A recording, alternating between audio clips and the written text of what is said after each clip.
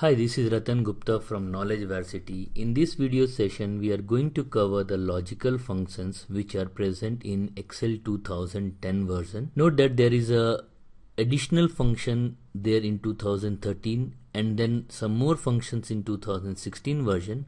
Since this course is based on 2010 version, we'll only cover the functions present in 2010 version. Type of functions that are available in Excel, it can be broadly categorized into three types. First type is those functions which are returning the logical values. So these functions, they do not take any argument and they return the logical value. The logical value here are false, which denotes 0, and true, which denotes 1. So these functions, they will either throw 0 or 1, which means either they throw false or true. These have limited utility in Excel, so we are not going to cover these. Then we have functions which are Boolean operator functions.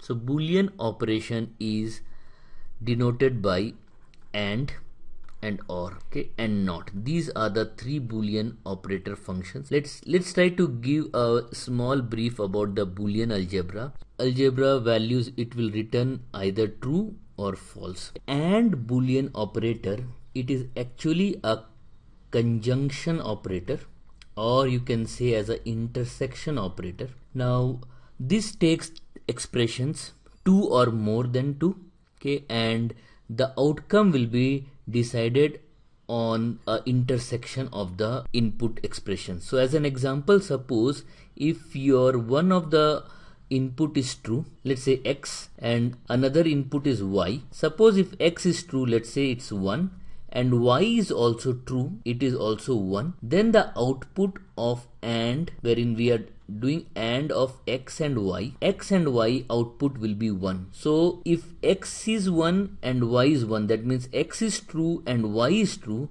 then the output of AND operator will be true. But if x is 1, that is x is true, but y is false, y is 0, then x and y will be 0. You can think of x multiplied by y. So if 1 and 1 multiplied by 1 is 1. If this is 1, this is 0. 1 multiplied by 0 is 0. If x is 0 but y is 1, then again multiplication you can think 0 multiplied by 1, that will be 0. Right? Because we are saying that only if both the operators are true, give the output as true. If any one of the operator is false, give the output as false. Then the last case will be both the operators are 0. So since both of them are false, the output will also be false. So that means the AND operator will only give the truth as the output if all the inputs validate to the truth value. And let us see how it is handled in Excel. So Excel, the description is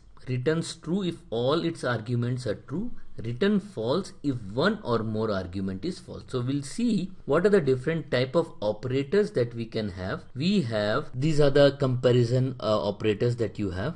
This is equal to, less than, greater than. Less than, equal to, normally we write like this, but in Excel, since we cannot write this symbol, it is written as less than and equal to. And then greater than, equal to, this we write as greater than and equal to.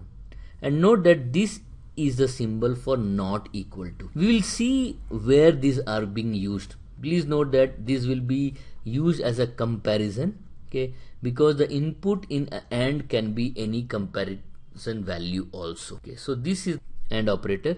So it will return true if all evaluate to true, false if any of the condition evaluate to false. As an example, try to think about this. Here we have a value in A10. So let's see an example over here. The value in cell number A10 is 10 and the value in cell number B10 is 4. So we have put a condition wherein we are saying that A10 is greater than equal to 10. Check this whether it is greater than equal to 10. So you will say yes, it is greater than equal to 10 and the output will be true or 1. Then I'll say that check this B10 whether it is less than 5. You will say yes, it is less than 5 and the output will be 1. So inside this function AND, this will evaluate as AND of 1 comma 1, AND of true comma true. So since both the arguments are true, the return will be true. So we'll copy this and we'll put equal equal to here and see what is the outcome. So see, it returns true.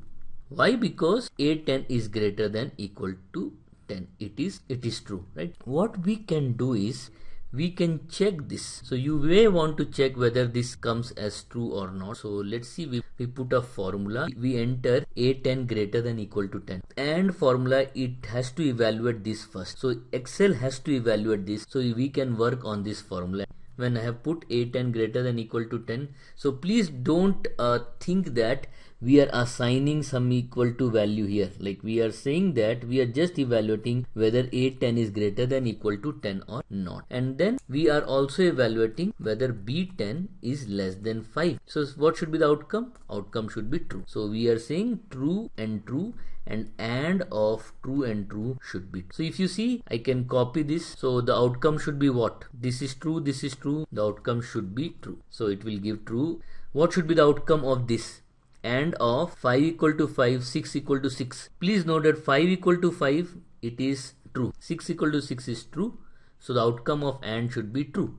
So we can see and, we can copy this and we can see what should be the outcome, true. And if you want, you can check this 5 equal to 5 and you can check this here 6 equal to 6. Now what should be the outcome of this? And 5 equal to 5, 6 equal to 6, 7 equal to 8. So this is true. This is true, this is false. Okay, so you can check here, is 7 equal to 8, it is false. So the outcome of this should be false, because one of the element has come, one of the input is false. Operators and will have, or formula and will have, you can have more than 2 also. 2 is the minimum. You cannot write a formula and 5 equal to 5. It doesn't make any sense. And so the 2 has to be minimum, but it can be many. So these are all the inputs will be only logical. So it takes only logical input. You should not provide any other input. It has to be only logical input.